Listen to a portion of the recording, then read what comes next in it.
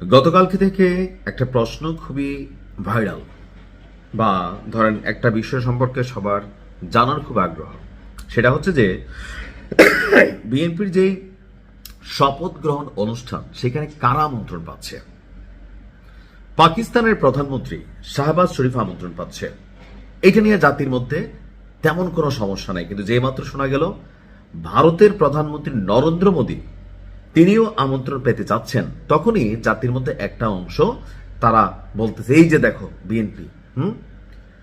কিন্তু জামাতের যে সকল নেতাকর্মীরা এই বক্তব্যটা দিচ্ছে, ঠিক নির্বাচনের একদিন আগে জামাতের যিনি আমির ছিলেন তিনি কি বক্তব্যটা দিছিলেন? গণমাধ্যমে আসে নাই যে জামাত যদি ক্ষমতায় যায় তাহলে ভারতের সাথে সুসম্পর্ক থাকবে, গড়ে তুলবে, এমনকি বাংলাদেশের জমিন ব্যবহার করে ভারতে কোনো নাশকতা করার সুযোগ হবে না। তো এই যে বক্তব্যটা দিছে, এটা কার পক্ষে গেল? এটা আসলে কূটনৈতিক পক্ষে গেল বা কূটনীতির পক্ষে। দেখেন, আমরা যে যত কথাই বলি, ভারতের সাথে সখ্যতা প্রত্যেকটা সরকার প্রধানকে রাখতে হবে। আপনাকে এখানে পারসেপশন বুঝতে হবে যে ভারতের সাপোর্ট ব্যতীত বাংলাদেশ এখানে ব্যবসা বাণিজ্য, ইকোনমি, তারপর হচ্ছে যে আপনার সীমান্তগত এরিয়া, তাদের সাথে বিভিন্ন নদীর যে চুক্তি, বিদ্যুতের চুক্তি, এমনকি বিভিন্ন পণ্য আমদানি রপ্তানি, এখানে ভারতের একটা বড় ভূমিকা বাংলাদেশের সাথে কানেক্টেড। এমনকি বাংলাদেশকে স্থিতিশীল অবস্থায় রেখে যদি শাসন করতে হয় বা দেশ চালাইতে হয়, সরকার চালাইতে হয়, সেই ক্ষেত্রে ভারতের সরকারের সাথে সুসম্পর্ক রাখতে হবে। ভারতের বিরুদ্ধে মুখে মুখে যুদ্ধ ঘোষণা করে দেওয়া, দিল্লি না ঢাকা, এগুলো হচ্ছে এক ধরনের স্লোগান। বাট রিয়েলিটি হচ্ছে দিল্লির সাথে আওয়ামী লীগ যেমন সুসম্পর্ক রাখছে, সেখানে কিছু নেগেটিভিটির মধ্যে একটা ছিল যে ভারত যা বলতো আমরা কোনো রিপ্লাই দিতাম না। সীমান্তে বাংলাদেশের মানুষকে বিএসএফ গুলি করে মারত। তৎকালীন সময়ে আওয়ামী লীগের মন্ত্রীরা বলতো বাংলাদেশের মানুষ গরু চুরি করতে যায়, তো দেশের মানুষের জন্য কর্মসংস্থান কেন রাখেন নাই? কেন গরু চুরি করতে যাইতে হইল? গরু চুরি করার জন্য যদি যায়ও, আপনার জনগণকে গুলি করে মারতেছে, আপনি জবাব দেন নাই। এই কারণে মানুষ আওয়ামী লীগের উপর ভারত ইস্যুতে খুবই নেগেটিভ ছিল, বা বিভিন্ন সময় আমাদের মন্ত্রীদের যে সকল মন্তব্য। কিন্তু বিএনপি আসলে কেন নরেন্দ্র মোদীকে এই শপথ অনুষ্ঠানে আমন্ত্রণ জানানোর পরিকল্পনা করলো, বা পাকিস্তানকেও করলো? এখানে শুধু নরেন্দ্র মোদী না, ভারত মানে পাকিস্তানের প্রধানমন্ত্রী শাহবাজ শরীফও আসতে পারেন। এটার জাতীয়তাবাদী দল বিএনপির আপনার নরেন্দ্র মোদীকে আমন্ত্রণ জানানোর পরিকল্পনার কথা জানিয়েছেন একজন শীর্ষ নেতা। ভারতীয় গণমাধ্যম WION কে দেওয়া এক সাক্ষাৎকারে এই পরিকল্পনার কথা তিনি জানিয়েছেন। আর তিনি হচ্ছেন বিএনপির চেয়ারম্যান তারেক রহমানের পররাষ্ট্র বিষয়ক উপদেষ্টা হুমায়ুন কবির।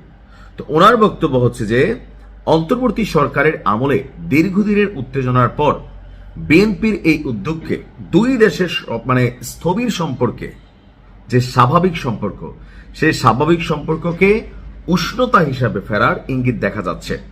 তিনি বলছেন যে এই অঞ্চলটি আমাদের জন্য গুরুত্বপূর্ণ। তারেক রহমানের পররাষ্ট্রনীতি একটি গুরুত্বপূর্ণ অংশ। আমাদের লক্ষ্য এই অঞ্চলকে প্রভাবশালী অঞ্চলে পরিণত করা। উদ্বোধনী অনুষ্ঠানের আমন্ত্রণ পাঠানোর ক্ষেত্রে অগ্রাধিকার রয়েছে। সময়সীমা কম, তবে সদিচ্ছা আছে।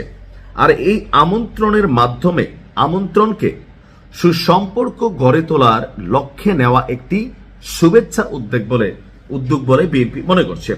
তিনি বলছেন যে আপনি কাউকে অনুষ্ঠানে অংশ নিতে আমন্ত্রণ জানালে স্বাভাবিকভাবে তার উপস্থিতি প্রত্যাশা করেন, এটি সদিচ্ছার বহিঃপ্রকাশ। তো তারেক রহমানের যে বৃহত্তর পররাষ্ট্র কূটনীতির চিন্তা ভাবনা আছে, সেখান থেকে আশেপাশে যে দেশগুলো আছে তাদেরকে তিনি আমন্ত্রণ জানাতে যাচ্ছেন।